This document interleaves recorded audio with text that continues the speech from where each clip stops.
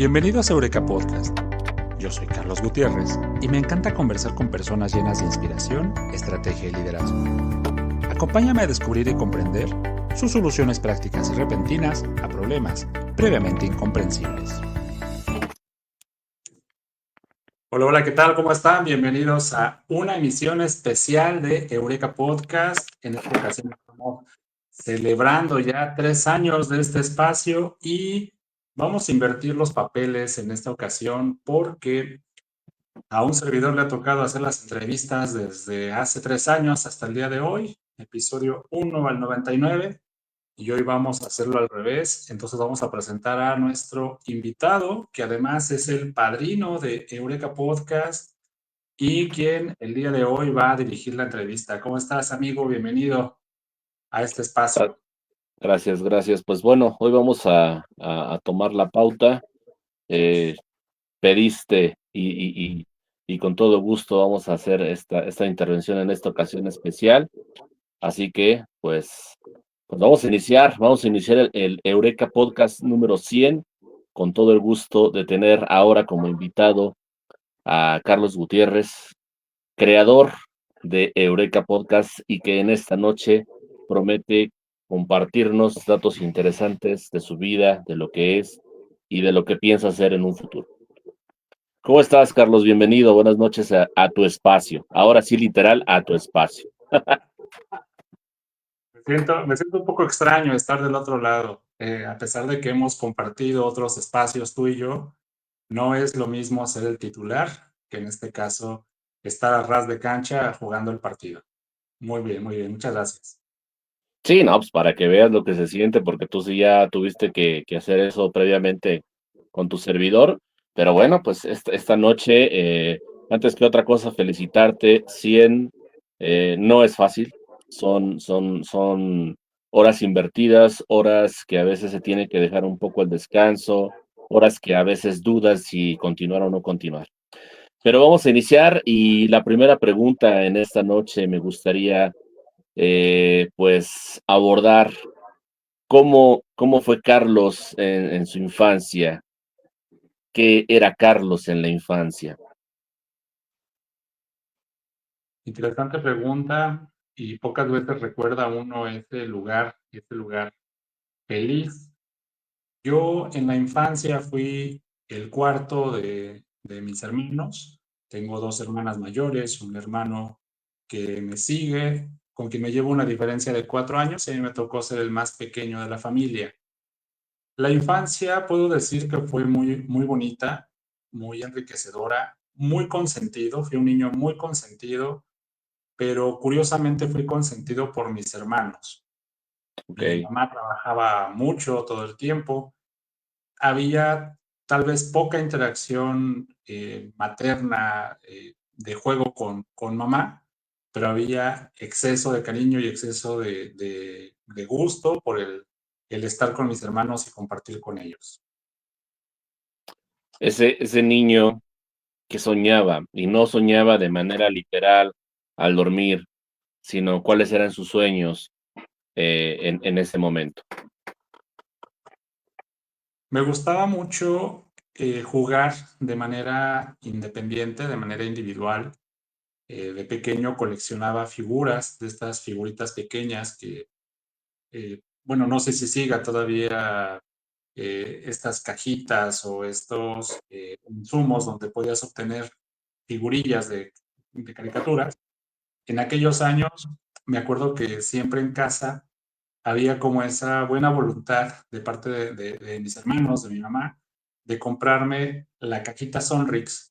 Y en esa cajita Sonrix encontrábamos cualquier personaje que te puedas imaginar. Yo era coleccionista de estos personajes y me gustaba mucho construir ciudades en las cuales yo les daba un orden, una forma. Estas ciudades, pues en cierta forma, hacían pensar a la familia que yo quería ser arquitecto, también por la afinidad y el gusto que tengo hacia la construcción, hacia las manualidades en casa. Sin embargo, mi afición, y es un dato bastante curioso aquí, que no se pudo lograr, mi afición era hacia las Fuerzas Armadas. Yo en algún momento quería formar parte del cuerpo de las Fuerzas Armadas de nuestro país, pero eh, fue un sueño que quizás se quedó a medio camino porque no tenía yo las condiciones físicas para poder acreditar la evaluación. Sabemos que para entrar a Fuerzas Armadas necesitamos ciertos atributos físicos. En mi caso, bueno, pues el usar anteojos, algunos otros cuestiones corporales no me permitieron hacer la evaluación y por eso fue que ese sueño de la milicia se quedó un poquito en el aire, se quedó un poquito pendiente. ¿Qué otra cosa soñaba yo de pequeño? Soñaba con eh, hacer grandes cosas en la vida. Es algo que a mí no sabía cómo, no sabía cuándo, pero sí sabía que algún día iba yo a hacer algo muy grande. Bien. Del lado opuesto, tal vez, de esos sueños, de ese pequeño que, bien lo dices, los hermanos le apapachaban, le cuidaban, se sentía contento. En esa época, ¿cuál era tu mayor temor? Mi mayor temor, tenía yo mucho miedo a la oscuridad. La oscuridad Sí, siempre me ha traído ciertos hallazgos de incertidumbre. Y la oscuridad también, curiosamente, nos acompañó mucho durante esta infancia, durante estos años eh, por ejemplo, yo recuerdo cerca de la casa de mi mamá, que es donde vivíamos, había que cruzar un predio, quizá el equivalente a 2 cuadras, que estaba muy oscuro y que no había alumbrado público y no había en aquel entonces una calle pavimentada. Y eventualmente mi mamá llevaba una lámpara y nos íbamos alumbrando con la lámpara. En algunas otras ocasiones era cruzar ese predio pues con la luz de las estrellas y solamente pues con la memoria tal vez corporal de cruzar el predio. La oscuridad entonces a mí me provocaba eventos de imaginación, era yo una persona que imaginaba mucho y curiosamente no imaginaba a lo mejor algún fantasma o alguna cuestión mágica, más bien imaginaba qué pasaría si yo en algún momento perdiera a mi familia. Era como el tipo de eventos que me asaltaban en el camino y que mientras cruzábamos eventualmente estas 2 cuadras, los pensamientos de pérdida eran algo que era recurrente y constante en ese entonces y que afortunadamente se disipaba cuando llegábamos a casa y bueno, se encendían todas las luces de la casa, que también es otra manía que tengo. Si yo voy a pasar de un punto a otro, pues voy prendiendo y apagando luces. bien. Va creciendo ese pequeño Carlos, ese Carlito se va convirtiendo en un niño de escuela. Cuéntame lo que curiosamente definiría, hoy que sabemos, pues gran parte de tu vida, que es el ambiente académico, las escuelas. ¿Cómo fue ese primer contacto? ¿Cómo se fue dando lo que después determinaría, ya repito, pues gran parte del espacio que dedicas de tu vida al ambiente escolar, pero pues obviamente desde los inicios de como alumno? Como alumno, hay algo que me ha caracterizado siempre y que es que soy una persona muy observadora. Ujú. En casa, por ejemplo, mamá siempre nos decía que no siguiéramos sus pasos, no siguiéramos el oficio que ella tiene. Ella de profesión es modista. eh, por ahí en el episodio 71, si no me equivoco, tuve la oportunidad de conversar con ella y platicar sobre su vida. Eh, Ella no quería que siguiéramos sus pasos, sin embargo, eh, al mismo tiempo, sin querer, nos enseñaba muchas cosas. Un poco el restringir o no querernos enseñar lo que ella sabía, nos provocaba la curiosidad por aprender. ¿Aprender cómo? Viendo lo que hace.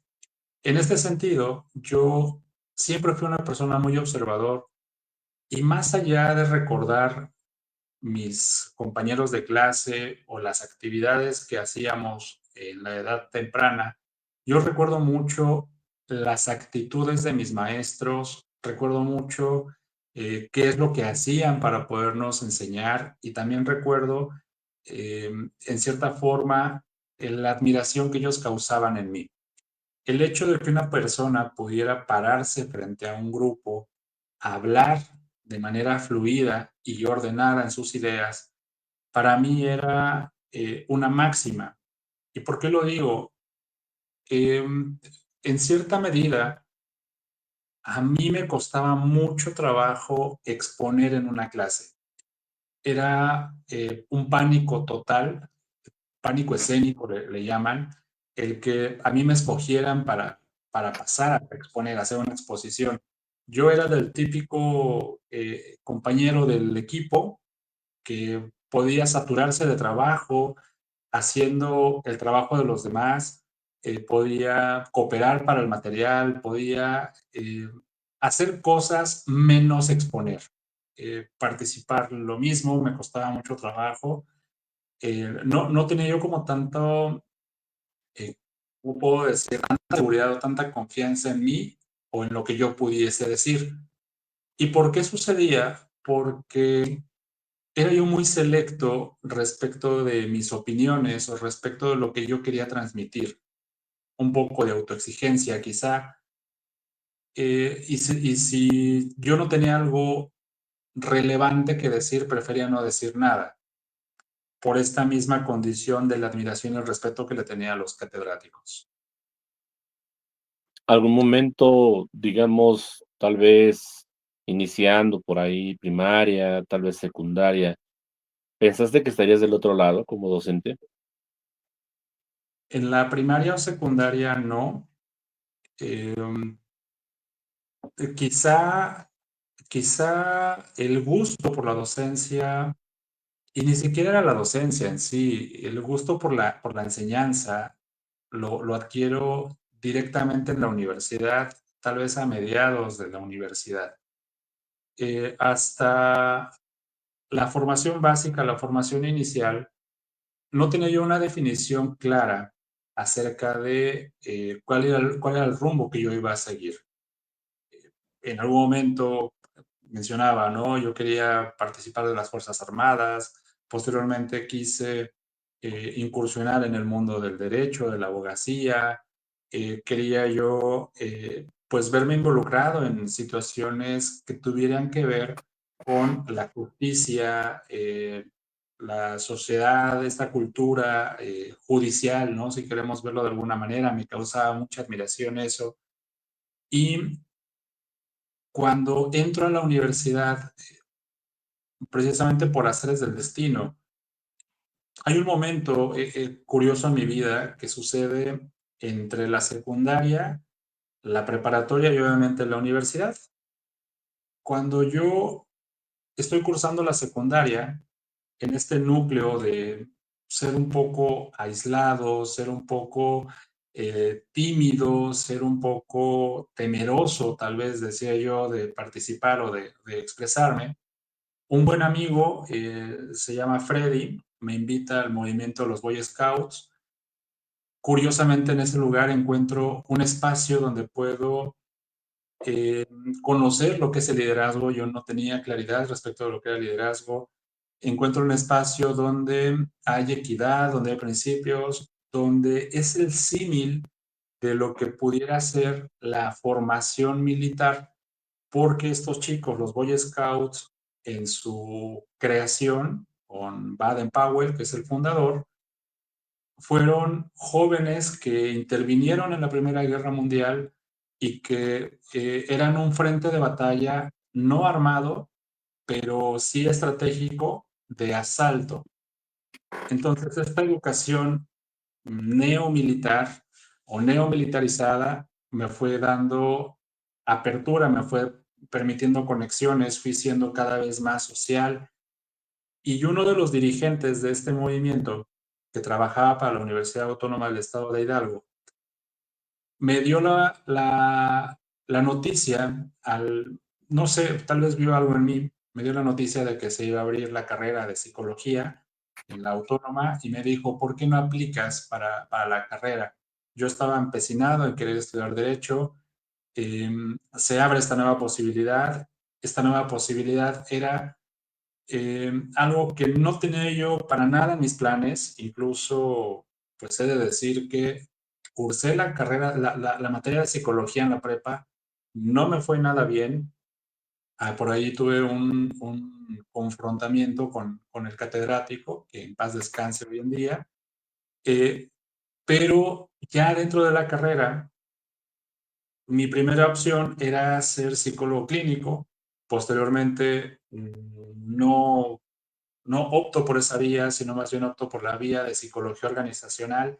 Y en ese punto específico, cuando yo tengo la, la experiencia, cuando vivo la experiencia de estar en un congreso de psicología, viendo a los congresistas hablar y expresándose con mucha naturalidad sobre los temas y lo que estaban presentando, en ese momento dije, yo quiero enseñar.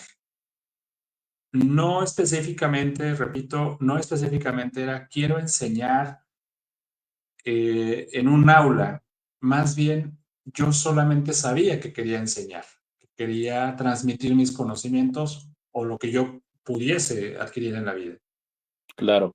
Hablando del porcentaje, entonces, o el impacto que ha tenido en lo que ha sido, ¿qué porcentaje le darías entonces haber estado ahí en los Boy Scouts para lo que hoy eres? Yo creo que sí le puedo atribuir un 80% de mis habilidades blandas se desarrollaron allí. ¿Y por qué digo que es un 80%? Porque, en primer lugar, repito, se satisface esas ganas o esa necesidad de una formación disciplinar que lleva normas, que implica trabajo en equipo, que implica eh, retos, que cada vez vas aumentando en la dificultad y que vas obteniendo insignias conforme tú tienes diferentes habilidades. Precisamente de eso se trata el movimiento, de ir generando en ti habilidades y superando retos.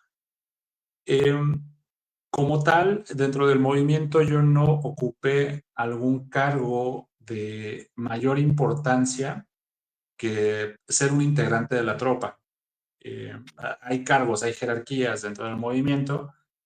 Yo fui un integrante de la tropa, pero algo curioso que ocurrió fue, por ejemplo, la intervención de mi hermano. Cuando tú tienes cosas buenas en tu vida, lo quieres compartir con los demás. Yo compartí con mi hermano el gusto por el movimiento. Él ingresa y curiosamente él sí alcanza el nivel de liderazgo, él sí alcanza la jefatura le llamamos tropa, de una tropa, eh, pero éramos antagónicos. Él pertenecía a una tropa, yo pertenecía a la otra, y esta rivalidad de hermanos se notaba mucho en la competencia y se, se generaban cosas importantes. ¿Por qué digo que tiene que ver un 80%? Porque cuando estás entendiendo la vida a través de retos, cuando estás entendiendo que si quieres lograr algo en la vida tienes que esforzarte, entonces así se configura todo lo demás. No lo vas a hacer solo, definitivo, siempre vas a necesitar de una red de apoyo. No necesitas ser el que esté hasta adelante o guía, no necesariamente tienes que ser guía. Tienes que saber cuál es tu papel en la vida y si eventualmente te toca ser el guía, tienes que tener toda la responsabilidad de delegar en el equipo y confiar en ellos tu propia prioridad, ¿no? el ser estratega, el poder compartir con otros, el hacer trabajo comunitario, el entender que no estamos solos en el mundo. Teníamos una máxima ahí que era dejar el mundo mejor de como lo encontramos. Y creo que esa máxima me ha acompañado durante toda la vida. Bien, obviamente esa parte en cuanto a nivel personal, desarrollo personal. Eh, Sabemos que también, hablando en ese elemento que tomas como ejemplo de la milicia, sabemos que aquellos que fueron parte y su formación, se crea una fuerte fraternidad que incluso ya no estando en el servicio, se mantiene. ¿Cómo podrías decir que también se tiene ese impacto o qué tanto fue el impacto también dentro de los Boy Scouts que se mantenga o perdure fuera de la formación en con quien haya sido parte de este movimiento?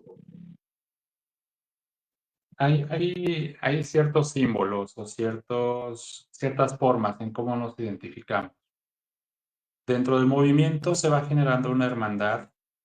Esa hermandad pues deposita en ti la confianza y seguridad en el otro. Por ejemplo, hace un momento decía yo acerca de uno de los temores que tenía y era sobre la oscuridad.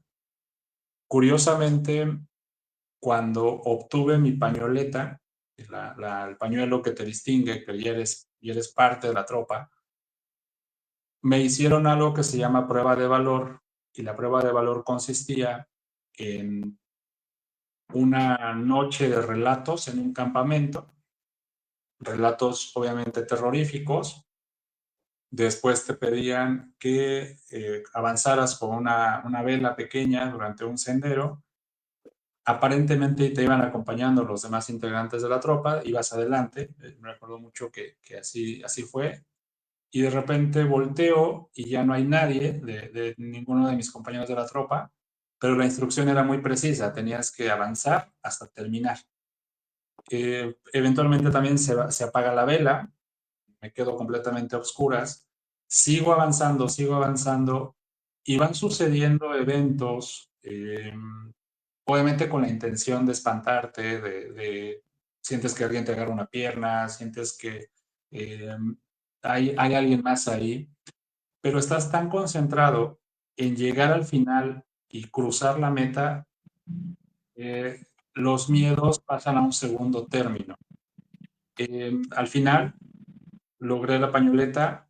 Yo no sabía que iba a recibir la pañoleta, yo simplemente, repito, recibí instrucciones claras y tenía que cruzar y al final crucé y lo que estaba esperándome del otro lado era la pañoleta. Eh, pero esto lo relaciono precisamente con el tema de la hermandad. ¿Y a qué me refiero? Yo sabía que en ese bosque donde estaba yo rodeado de los que en su momento eran mis hermanos, nadie me iba a hacer daño. Es decir, aunque estuviera yo confrontado con uno de mis más grandes miedos, aunque me estuvieran provocando el temor, yo sabía que no iba a pasar absolutamente nada. Entonces, el confiar en los demás, más allá de la tropa, más allá del movimiento, va precisamente a través de los símbolos y las representaciones. ¿A qué me refiero? Nosotros tenemos un estilo de saludarnos que es con la mano izquierda, entrelazando el dedo meñique, y entonces saludamos así. ¿Cómo identificamos a un hermano scout? Si le acercamos la mano así, nos la recibe y se trenza el saludo, que es el saludo de hermandad, que es la representación de lo que es el nudo que va en la pañoleta. Y el nudo que va en la pañoleta es la promesa que haces precisamente para dejar el mundo mejor de cómo lo encuentras. Bien. Muy relacionado entonces también con tal vez lo que posteriormente encontrarías en la psicología, que la psicología precisamente, en el buen entendimiento de algunos es tratar de dejar un mundo mejor para aquellos que acuden a ti a veces como profesional. ¿Qué me podrías decir que serían tus 3 principales elementos que, posterior a esto de los Boy Scouts, la universidad te forjaría para lo que hoy eres? Considero que sí es importante el tema de la disciplina y en su momento uno es rebelde y uno tiene dificultades con la autoridad. Yo también he de decir algo que a mí me cuesta mucho trabajo asumir la autoridad, o más bien entender la autoridad, porque soy muy exigente respecto de los principios éticos que debe de tener la persona que ejerce la autoridad. O Ujú, sea, para que una persona tenga autoridad sobre mí, debe de tener un rango superior al mío. A eso es a lo que me refiero. Eso es lo que me entregó la universidad. La universidad, el primer valor que me otorga es ese rango superior de las personas que nos formaron, a quienes yo les tengo amplia admiración y respeto, que en su momento hubiese querido llegar al rango que ellos tienen. Sin embargo, hace no mucho, un par de meses, caí yo en la cuenta de que donde yo me encuentro actualmente, quizá es el rango en el que ellos estaban cuando me formaron a mí. Y tal vez yo puedo decir, ya los alcancé. No es cierto, porque ellos ya están en un rango superior al mío y difícilmente hoy los puedo alcanzar. Entonces, ese es el primer elemento, la disciplina. El segundo factor que me define ya en la vida profesional y que lo adquirí en la universidad tiene que ver con la curiosidad, y esta curiosidad relacionada con el aprendizaje. Si algo nos enseñaron en la universidad fue a consultar más fuentes, a preguntarle a más personas, a dudar de las cosas y a no quedarnos solamente con una impresión. En aquellos tiempos no había quizá el acceso de tecnología que tenemos hoy. Escasamente teníamos el Internet o la enciclopedia en carta, pero sí me acuerdo mucho que los catedráticos nos decían, no te quedes solamente con lo que dice el autor y lo tomes por válido y única verdad. Ve más allá, ve más lejos, eh, explora dentro de ti, cuestiónalo todo y al final emite un juicio. Y ese juicio sabrás que en algún momento también es sujeto de aprobación. Ese es el segundo factor, ¿no? El que te retaban a ser curioso y a profundizar en las cosas y a ser autoexigente, quizá. Ese es punto importante. Y el tercer factor que me deja la universidad y del cual hoy en día lo aplico siempre es la generosidad. La generosidad se vuelve parte de nosotros porque jamás ninguno de nuestros catedráticos reservó algo para sí mismo. Todo lo que tenían, todo lo que eran, todo lo que iban aprendiendo, lo compartían con nosotros. Esta generosidad para mí es muy relevante, muy importante, porque lamentablemente a lo largo del camino he visto en la profesión, en esta ruta de la profesión, personas que son muy celosos de lo que aprenden, de su conocimiento, y tal vez no te encuentras a la altura o te miran de arriba para abajo y no te comparten lo que saben, que seguramente si tú lo estudias lo vas a saber igual. O sea, no es que hayan descubierto algo diferente o nuevo, está ahí, simplemente ellos lo estudiaron, tú no. Ahí está la diferencia. Nuestros catedráticos nos compartían toda la información que tenían y lo nuevo que iban descubriendo, lo nuevo que iban aprendiendo, muchos de ellos apenas estaban información del posgrado en aquellos años, nos compartían lo que veían en el posgrado. Entonces, en cierta forma, esta parte de la disciplina, esta parte de la curiosidad y esta parte de la generosidad es algo que a mí me representa y me caracteriza porque lo entrego de la misma manera con mis estudiantes. Yo, las cosas que hago, las cosas que aprendo y las cosas que puedo llegar a descubrir, se las llevo al salón de clases a los muchachos y les digo, tómenlo y aprovechenlo como mejor convenga.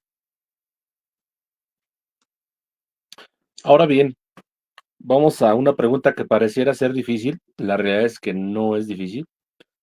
La realidad es que me voy a dar cuenta si la vas a batear nada más o la vas a contestar como tiene que ser contestada. Y mencióname, digo, no te voy a pedir tres, te voy a pedir solamente dos cosas que tú consideras fueron negativas y que quitarías de tu vida universitaria. Dos cosas que considero negativas. La arrogancia.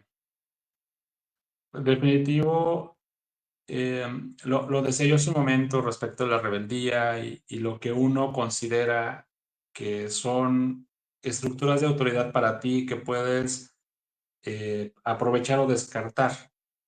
Yo puedo decir que pequé de arrogante porque de repente soy muy escéptico. Yo como persona, en esta analítica que hago de las cosas, no me creo las cosas a la primera. A mí me cuesta mucho trabajo creer y me cuesta mucho trabajo de que me convenzan para creer en algo. Entonces, este escepticismo es un escepticismo arrogante y lo entendí al paso del tiempo porque ¿quién era yo para determinar lo que estaba bien o lo que estaba mal o lo que yo daba por válido o lo que daba por inválido? Esta arrogancia también hace que no aproveches al máximo aquellos elementos que tienes y de los cuales podías dar cuenta. Cito un ejemplo.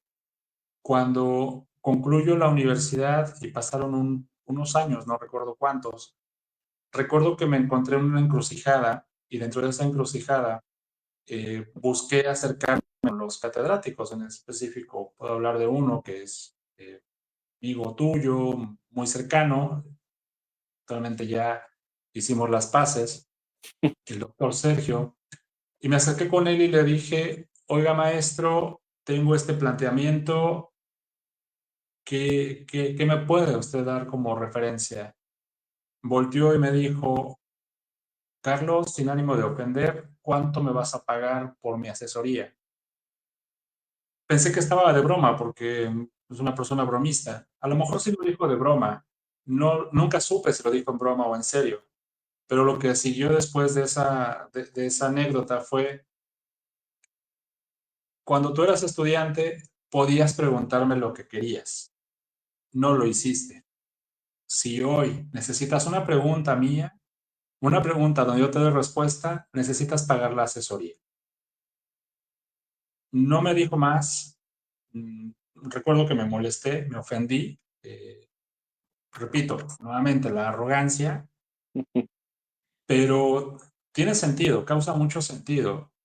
Esa es el primer elemento. El segundo elemento, decías que no te fuera yo a batear. Es que si me preguntas si mi vida nocturna y de fiesta es algo de lo que me arrepiento de la universidad, definitivamente no. Creo que fue un mal necesario.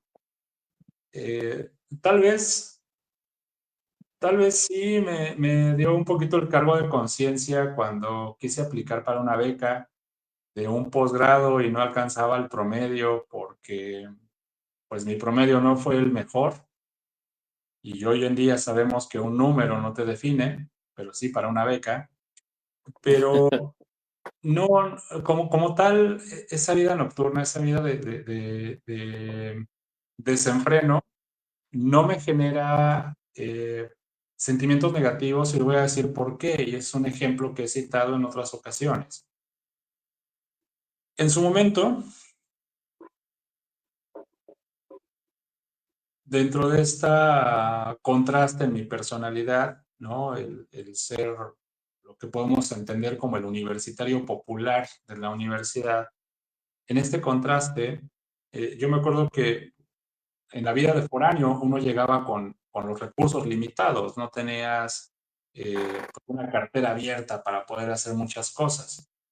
Y dentro de esta analogía que he entendido al paso del tiempo es cómo era posible que yo podía mantener la fiesta de lunes a jueves con un presupuesto muy limitado y cómo no voy a poder ya en el ejercicio profesional hacer eventos con un presupuesto limitado. Y era la respuesta, si podía en aquellos años, por supuesto que puedo ahora y lo he hecho. Eso es una. Otra, en aquellos años, la vida nocturna, los desvelos, pues eran también parte de la vida y que no todo era fiesta. A veces cuando platicamos estas anécdotas, pareciera que todo el tiempo era fiesta, no es cierto. A veces había desvelos por trabajos, a veces había desvelos por actividades, había desvelos por estudios. Por ejemplo, me acuerdo mucho de nuestro amigo Ricardo, le decimos el Ganso. Él tenía computadora, en aquellos tiempos era, pues, pocas personas tenían computadora. Entonces, cuando teníamos que entregar un trabajo, nos turnábamos y nos dedicábamos, así como la noche completa, al uso de la computadora, donde nos decíamos, a ver, tú vas a trabajar 2 horas, me despiertas y yo trabajo otras 2 horas, te despierto y así hasta que terminemos. Y al final imprimimos. Eh, Esto, fíjate, ahora que estamos haciendo este anclaje entre el presente, el pasado y qué sucedió, por ejemplo, es algo que hacíamos en los scouts. Cuando había que quedarse en un campamento, las guardias eran de 2 horas en la noche para vigilar que la fogata estuviera encendida y que no pasara nada. Y lo mismo, alguien te despertaba y ya te ibas a montar la guardia, ¿no? Eh, Estos desvelos universitarios, nuevamente lo traigo hacia el presente, nuevamente menciono, por ejemplo, eh, alguna anécdota que alguna vez le platiqué a unos chicos de negocios internacionales, que lo más complicado de trabajar a las 2 de la mañana haciendo trabajo de oficina no es mandar un correo con información, sino que alguien te conteste ese correo y se vuelva una continuidad en la conversación a las 2 de la mañana trabajando. Es decir, lo que en el pasado era por diversión, hoy lo hace uno por trabajo. Pero Claro. el mismo ritmo.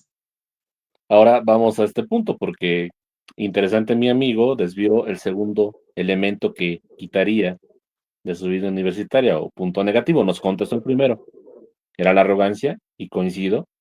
Es un punto interesante con el que hemos tenido que ir trabajando a través de los años. Entonces, ¿cuál sería el segundo punto negativo que quitaría? El segundo punto negativo que quitaría de la vida universitaria, ay, mm, sería el, el casarme con una idea. Eh, y es algo que procuro también compartirlo mucho con los alumnos, más ahora que trabajo con psicólogos otra vez. En su momento, cuando tú ves todas las teorías o todas las corrientes dentro de la psicología, empiezas a formarte un criterio.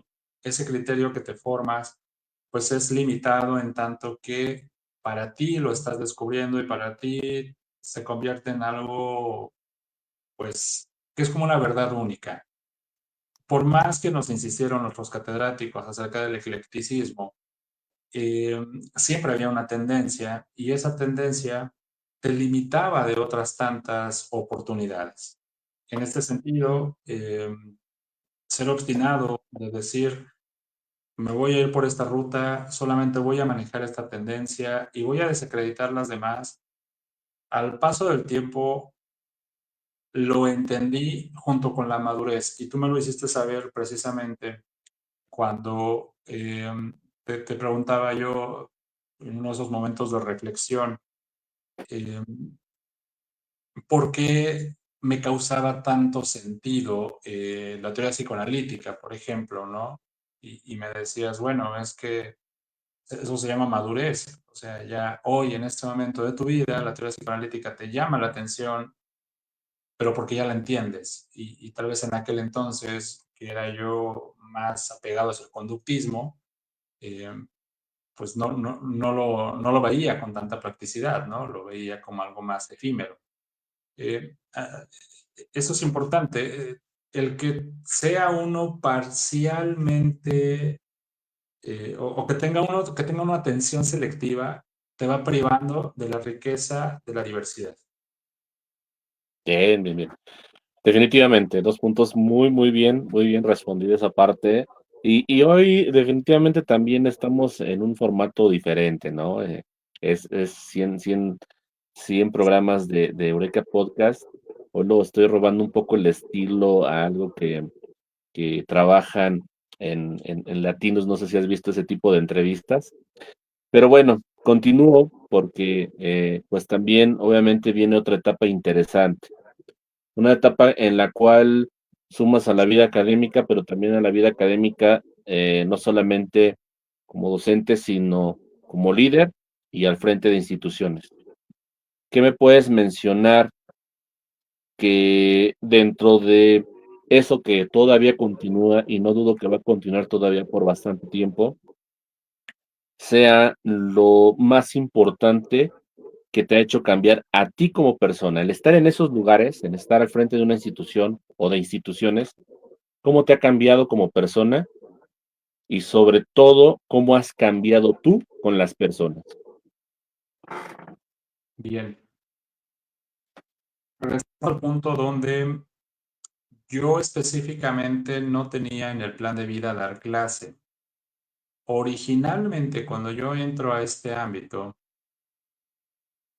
y recuerdo precisamente a quién me dio la pauta, se llama Alberto Alfaro, en paz descanse, el Ujú. catedrático. Para nosotros este catedrático era un ejemplo para quienes nos queríamos dedicar a la capacitación de personal.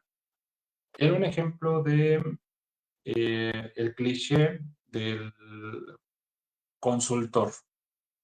Había trabajado muchos años en el IMSS, nos platicaba anécdotas muy relevantes respecto de cómo se trabajaba con el tema de la logística y él nos llevaba precisamente a estos encuentros, ¿no? A estos congresos de psicología de las organizaciones y nos dio mucho referente de cómo era el mundo de los negocios, cómo era el mundo de las empresas.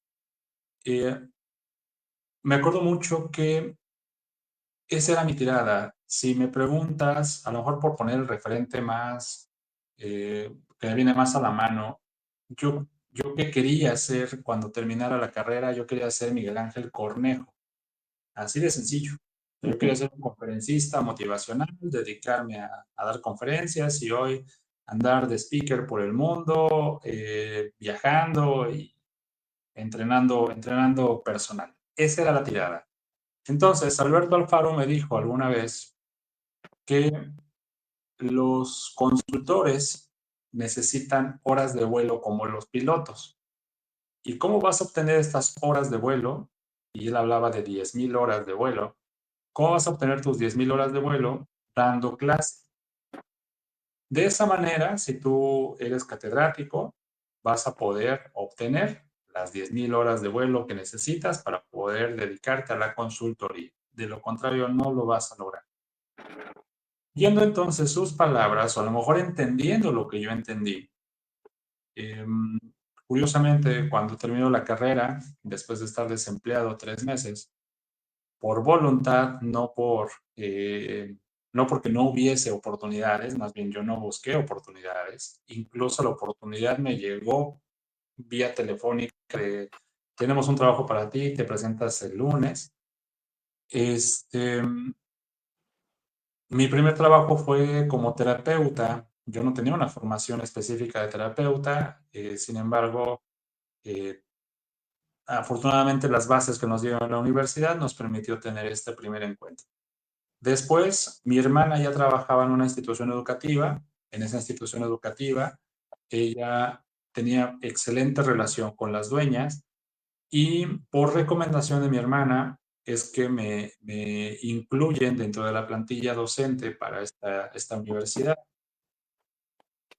No estaba del todo convencido, sin embargo, era parte de lo que decía yo, bueno, vamos por esas $10,000 de vuelo. Mi primer estudiante fue quizá determinante para mí respecto de lo que iba a hacer después. Yo llego al primer día de clase esperando un grupo de jóvenes para darles una materia. La materia era reclutamiento y selección de personal. Y me encuentro en el salón solamente a un muchacho mucho mayor que yo, solamente era un alumno de la carrera de Relaciones Industriales. Le pregunto, oye, ¿va a venir alguien más? ¿Tus compañeros dónde están? Y me dice, no, profe, soy el único alumno que está aquí. Oh, por Dios. Este muchacho explotó dentro de mí la, la vena de enseñar porque tenía muchísimas dudas. Como una persona que ya trabajaba, como una persona mayor que yo, y como tenía muy claro qué es lo que quería hacer en la vida, él me cuestionaba, o sea, lejos de que yo llegara a enseñar a cosas, él me preguntaba y me preguntaba información. Finalmente, pasé de una escuela a la otra y me acuerdo mucho que yo me involucraba bastante con los estudiantes haciendo actividades, ciclos de conferencia, eh, irnos a círculos de lectura, hacíamos participación en congresos, nos buscábamos visitas guiadas.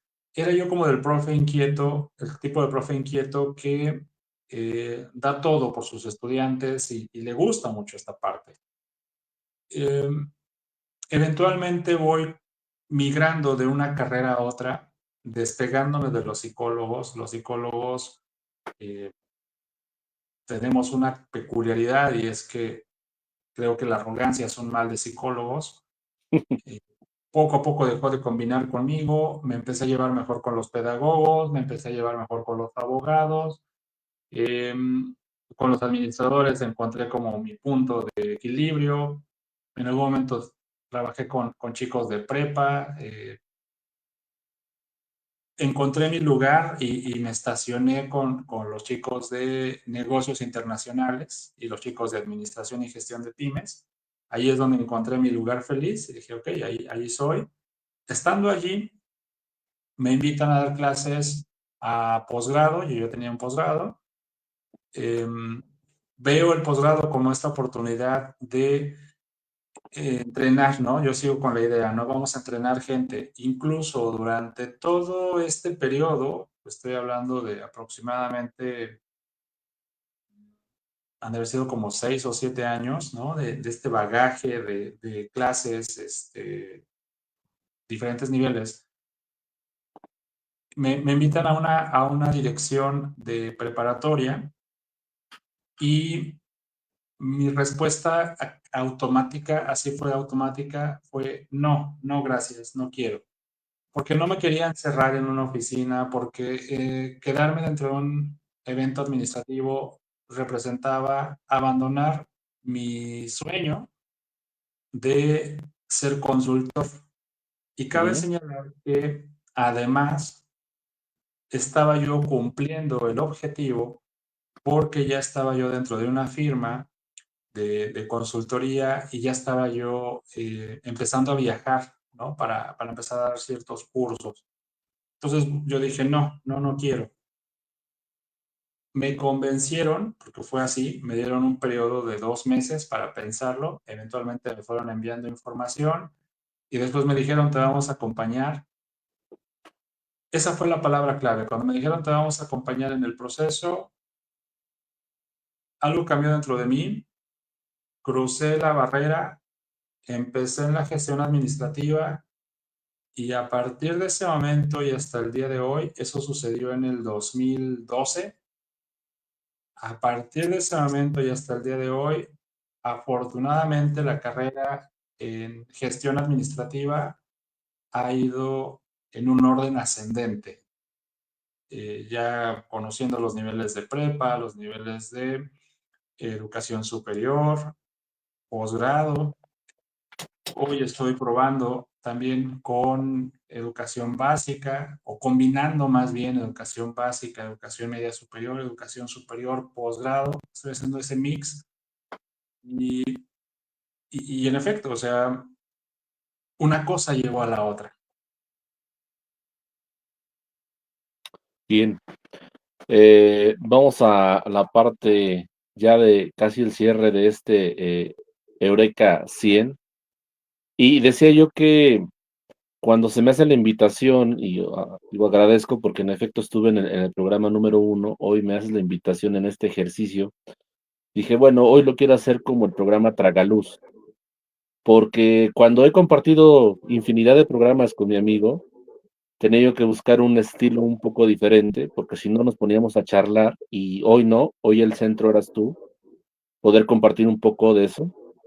Así que nos vamos a ir con rapiditas y al pie y a ver qué tal viene el remate. Hecho. ¿Sale? Venga, Vámonos con ¿qué significa para ti en una sola palabra VM? trascendencia. Tulancingo, ¿Qué es el hogar? familia, Apoyo. psicología. Reconciliación. Bien. Vamos a cambiar ahora. Estas sí no son de una sola palabra, que es más fácil y curiosamente lo que en algún momento nos daba miedo que era exponer, ahora difícilmente nos quedamos callados. Una sola palabra es suficiente para poder hablar durante una hora. Dime la luz y la oscuridad de Carlos.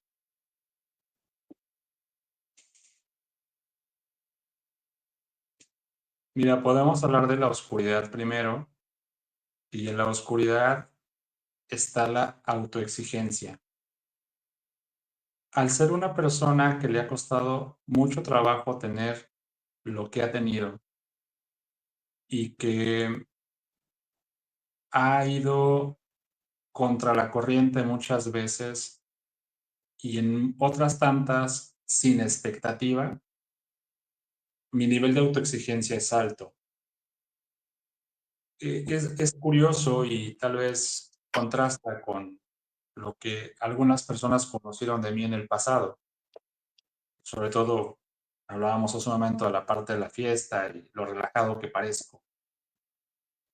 El que me maneje yo por la vida como una persona muy relajada es en realidad esa pantalla, esa careta de que no se enteren que estoy pensando y pensando y pensando las miles de posibilidades para que salgan bien las cosas.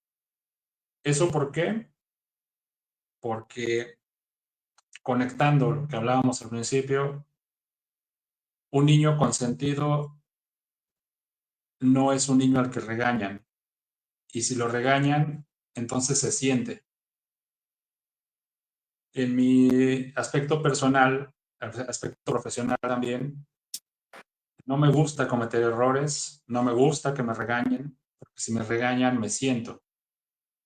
Y a eso me refiero con ir en contra de la corriente. Voy buscando el cómo sí y siempre voy haciendo esta parte de la negociación y voy eh, siendo como muy detallista, ¿no? Entendiendo que el diablo está en los detalles voy siendo muy detallista para que las cosas fluyan, para que salgan bien. Pero obviamente eso implica un esfuerzo adicional y esa es la parte de la sombra. La parte de la luz, en mi aspecto muy particular, tiene que ver con algo que no tiene mucho acepté, no lo aceptaba, y es la parte del liderazgo, el inspirar a otros. No lo aceptaba porque implica mucha responsabilidad, porque asumirte líder, siempre nos lo han dicho, los libros de texto lo dicen, tú no te puedes asumir líder si la gente no te otorga esa categoría de liderazgo. Hoy en día ya lo entendí y puedo decir que esa es mi parte de luz. He tocado muchas vidas a lo largo de mis años, durante toda mi vida. Ha habido personas alrededor de mí que han seguido mis pasos, que han aprendido lecciones que yo les he enseñado, que me toman como ejemplo y hacia adelante sigue habiendo personas que creen en mí, que confían en mí y que no dudan de que podemos hacer grandes cosas juntos. Asumirte líder, asumir tu liderazgo, también es asumir que puedes dejar el mundo mejor de como lo encontraste. Eso es algo maravilloso. A mí me encanta, después de una conversación con una persona, dejarle algo para que lo procese, lo piense y, y descubra qué es lo que quiere. Yo no doy respuestas, yo eh, genero preguntas. Bien. ¿Qué te ha quitado? ¿Qué te ha dado Eureka Podcast? ¿Qué me ha quitado? Pues el miedo a hablar en público, definitivo. Es contradictorio, lo decías hace un momento, ¿no? En nuestra profesión, lo que nos dedicamos actualmente, una sola palabra basta para que uno desglose un tema de una hora. Sí, pero no es lo mismo hablar frente a una persona o un grupo de personas o 5,000 personas y que te vean, así que tú los ves y te vean, hablarle a una cámara y quién sabe quién te esté viendo, quién sabe qué opinen de ti. Regularmente intentamos eso, ¿no? Por ejemplo, cuando empecé con el canal, quería yo hablar de cine, quería yo hablar de música, quería yo dar pequeñas conferencias, quería yo dar tips, quería yo dar recomendaciones para la vida, etcétera. Me concentré con mayor ímpetu en Eureka, ya llevamos 100 programas con este. Eventualmente trabajamos con un proyecto que se llamó Temas Random. Invitamos a algunas amistades, ¿no? Por ejemplo, Diana con Pedagogía en Color Negro, Miriam con Discapacidad Invisible. Se ha mantenido Angie con Marketing a tu alcance. De hecho, para octubre viene la siguiente temporada.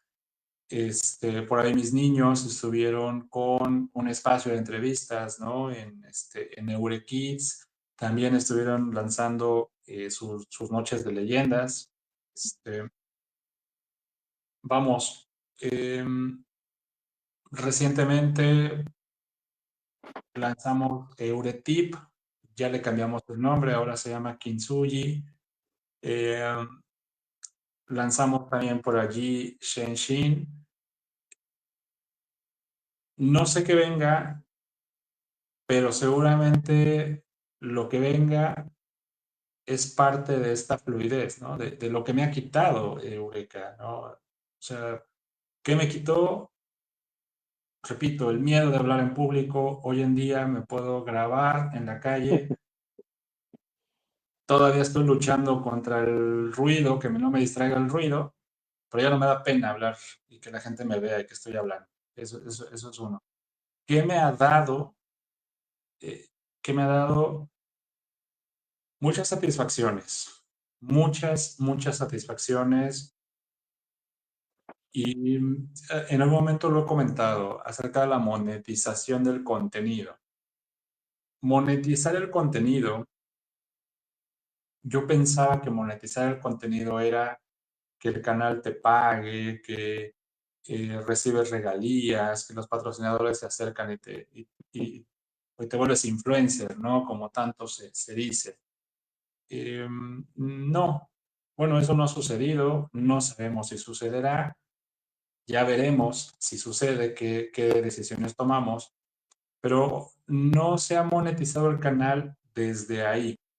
Sin embargo, el canal sí se ha monetizado porque, para quienes no saben, el planteamiento original de Carlos Gutiérrez como marca fue a partir de un evento donde yo estaba desempleado, me cambié de ciudad, me fui de Tulancingo a San Luis, estuve desempleado 3 meses y en ese lapso de tiempo, como no conseguía yo una entrevista para pues poder demostrar lo que yo tenía en mi caja de herramientas, dije vamos a abrir un canal y si alguien está en disposición de escucharme, pues seguramente tendrá la oportunidad de invitarme a colaborar con él y yo voy a estar en la mejor disposición de sentarme a negociar y si nos conviene a ambos, con mucho gusto lo hacemos. Así empezamos, así empezó la marca personal de Carlos Gutiérrez. Por eso quedó entre paréntesis Eureka Podcast, porque Eureka Podcast es un producto de Carlos Gutiérrez y progresivamente tú fuiste el primer invitado, ¿no? Tú fuiste el padrino de Eureka. Eh, Ha cambiado de formato. Primero poníamos una cápsula al inicio del empleado, del invitado. Después la fuimos cambiando por la intro que ya se escuchó hoy al inicio. Hacíamos rondas de preguntas, después las quitamos. Ha habido como diferentes evoluciones, pero han pasado cosas muy padres como conocer a personas de quien no hubiese tenido la oportunidad de conocer a detalle si no hubiera sido por el podcast. Dos, conectar con personas que encontramos muchas similitudes en cuanto a la forma de pensar, de ser o la estrategia para tomar decisiones. Por supuesto que establecer vínculos o relaciones de networking con personas que están muy ocupados y que me han cedido su tiempo para poder conversar, así como lo hicimos esta noche tú y yo, para compartir anécdotas, incluso hasta cosas muy personales, se han hablado aquí. Eh, Eventualmente me han buscado personas, me han mandado mensaje personas que yo no conozco, que no tengo ni la más remota idea de cómo llegaron a mí, pero que quieren estar en el programa y les hemos dado el espacio, les hemos dado la oportunidad de presentar sus proyectos y nos la hemos pasado muy padre. Y algo importante, y por eso es que lo sigo haciendo, son mis 5 minutos de relax entre toda la carga de trabajo que tenemos y por eso ya lo estoy pasando a domingo para tener el respeto por el tiempo, por el programa y sobre todo por los invitados a quienes eh, ya estaba yo empezando a descuidar si lo tenían miércoles. Esto es lo que me ha dado, cosas maravillosas y sobre todo, bueno, pues el apoyo de quienes han estado presentes. Mira, por ejemplo, aquí aprovecho un momento para Claro. los saludos. Kelly Islas. Tuvimos un episodio con ella, se llamaba, bueno, lo titulamos La Barbie Emprendedora. Es una chica de Tulancingo que tiene un negocio de ropa y tiene mucha participación en redes sociales. Le mandamos un saludo. Por aquí tu esposa, que no la hemos invitado formalmente a Eureka, pero lo vamos a hacer ya para el 100 más, lo vamos a invitar. Muchas gracias, Marine, por acompañarnos. Y por aquí anda el jefe, el maestro Yael Riverol, quien dice: muchas felicidades, Carlos, por ese gran logro. Llegaste al podcast 100, que sean muchos más. Y curiosamente por ahí pasó algo muy interesante con el jefe, una anécdota que comparto. Cuando estaba yo cuando grabé un episodio con el maestro Guillermo Castro, que en su momento Guillermo Castro era el rector de zona cuando yo era director de prepa. Pues que es una historia conectada. Guillermo Castro era el rector de zona cuando yo era director de prepa. Luego, cuando mi esposa la transfieren a San Luis Potosí, el primer día que llegamos a San Luis, en el hotel donde nos hospedamos, nos encontramos a Guillermo Castro y a David Nogueira. Les mando un saludo a ambos. Platicamos y ahí mismo los invité al podcast, ¿no? Casi, casi. O sea, hice la conexión. Todavía no teníamos el podcast, pero hice la conexión de quiero tomarme un café con ustedes y platicar de cosas. Bueno, se dio primero el episodio de Guillermo, después el episodio de David. Y cuando estaba yo en el episodio de Guillermo, ya el Riverol se hace presente, le manda saludos y bueno, ellos dos se conocían de otra empresa. Bueno, pasó el tiempo. Cuando estaba yo en mi proceso de selección para venirme a Veracruz, precisamente el maestro Yael me escucha en la entrevista y me dice: oye, tu voz se me hace conocida. Y pues me acuerdo, digo, el nombre no es común, no es convencional. Le digo: sí, usted estuvo en la entrevista de Guillermo Castro y mandó unos saludos. Ah, sí es cierto, eras tú. Total, que terminamos la entrevista y todo, y al final le dije: mire, quede o no quede seleccionado, yo lo quiero invitar a usted al podcast. Y sucedió, cuando yo llegué a Veracruz, había yo suspendido un poquito el podcast. Llegando acá, mi primer invitado precisamente del podcast fue el jefe, el maestro Yael. Por aquí está también mi esposa. Mi admiración por tu perseverancia y resiliencia. Mi respeto y apoyo siempre contigo. Y bueno, pues yo le digo ahí que es mi productora, porque también parte de lo que se construyó con el podcast, ella fue desde el inicio la promotora del programa. Me ha conseguido muy buenos invitados. Ella invitó precisamente a Guillermo Castro. Y ha sido mi principal fuente de crítica, porque si algo no le gustaba de lo que escuchaba, de lo que veía, de los formatos, me iba dando la retroalimentación. O sea, siempre con la mejor intención de: mira, cámbiale aquí, muévele allá, hablamos de estos temas, ¿por qué no te vas por estos otros? Te voy a recomendar a alguien. Vamos, y por eso es que digo que es mi productora. Incluso ella es la artífice de este programa. El que tú y yo estemos hoy aquí haciendo el episodio 100 fue idea precisamente de mi productora. Y por aquí me da mucho gusto saludar a Melissa Avendaño. Saludos y un gusto coincidir. Y también te voy a invitar, Meli, al programa. Te voy a invitar a Eureka. Actualmente ya no está conmigo en la coordinación. Ella era mi coordinadora de la vertical de negocios. Inició un emprendimiento y por eso es que también la vamos a invitar para que nos platique de su emprendimiento y cómo le va con ese emprendimiento. Así las cosas, amigo. Perfecto, para cerrar, tu momento Eureka. Ay, ya entendí por qué. Ya entendí por qué sufren mis invitados cuando les hago la pregunta. Y es curioso, siempre desde que les hago la invitación, les pido que piensen en el momento Eureka.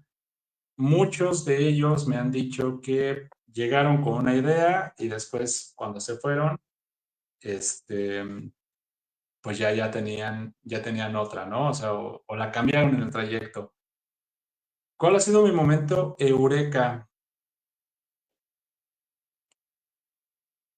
Pues yo creo que lo puedo sintetizar en el momento en el que nació Carlitos. Hay un antes y un después.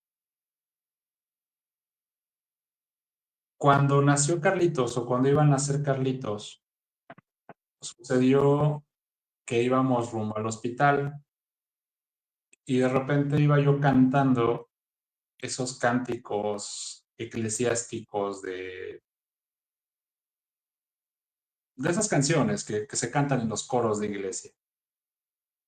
¿Por qué lo iba cantando? No lo sé, pero me iba dando mucha paz y iba yo muy conmovido, ¿no? Con el canto, con esta emoción de que iban a ser Carlos. Estoy en la sala de espera, termina pues el momento anhelado, me manda a llamar una de las enfermeras y me dice, señor, su hijo ya nació. Y como que yo quería meterme corriendo, ¿no? A verlo, ¿no? A conocerlo. Me dice, espérenme tantito, ¿no? Y habló con la ginecóloga, acercaron al niño a la puerta, este, me vio, lo vi y me dice la enfermera, está sonriendo, le está sonriendo. Fue un gran momento ese porque me acuerdo que me conmoví y mandé a la fregada todas las teorías psicológicas habidas y por haber de que los bebés no sonríen. Y por eso es que digo que hubo un antes y un después, porque dije, a este niño no lo voy a criar con el tabú de la psicología. A este niño lo vamos a dejar que sea lo que quiera que sea. Ok, Este fue mi momento eureka. perfecto, pues muy bien. De esta forma es como hemos llevado a cabo el Eurecaso. Yo le dijo Eurecaso. Eureka número 100. De verdad, muchas felicidades. Sé que vienen muchos más programas, sé que vendrán mucho más descubrimiento en este programa. Un abrazo y de verdad que mi reconocimiento se te aprende cuando estás aquí y se te disfruta cuando también estás aquí, amigo. También nuevamente agradecer por la invitación de tu esposa a que yo estuviera en este programa número 100. Es todo un gusto. Y bueno, pues ahora sí, yo te dejo los controles nuevamente del Eurecaso y simplemente felicidades. Muchísimas gracias, amigo, y de verdad muchas gracias por aceptar el reto. Yo sé que ya te estoy robando minutos de tu transmisión, pero te agradezco mucho el tiempo, me la pasé increíble. Ahora sí que para quienes nos escucharon, no sabíamos a lo que nos enfrentábamos, no nos pusimos de acuerdo, simplemente acordamos el día, la hora. Te agradezco mucho que hayas elegido el formato que elegiste, considerando que tú eres un poco más libre en cuanto a tus decisiones y pocas veces sigues estructuras. Entonces, el que me hayas dado una estructura, a mí me parece fascinante y bueno, pues también el que hayas dedicado este tiempo. También agradezco mucho a las personas que han estado conmigo durante estos ya 99 programas, hoy en día 100, a los que vengan, porque como lo dices y yo lo afirmo también, hemos aprendido juntos de cada uno de los invitados de Eureka. Y es un espacio de inspiración, un espacio de estrategia y un espacio de liderazgo que a partir de hoy se va a transmitir los días domingo a las 7 de la noche. Muchísimas gracias. Ahora sí nos vamos, me voy a ir así bien espiritual. Namaste. Gracias. Gracias por escuchar Eureka Podcast. Si te gustó el episodio, te quiero pedir una cosa. Apóyame enviándolo a quien creas que le puede servir, ya sea por WhatsApp, por correo electrónico, por mensaje directo o por donde tú quieras. Nada me haría más feliz que el saber que estas historias han sido una fuente de inspiración para que alguien se decida a mejorar su metro cuadrado. Espero leer tus comentarios, que sigas teniendo más momentos Eureka.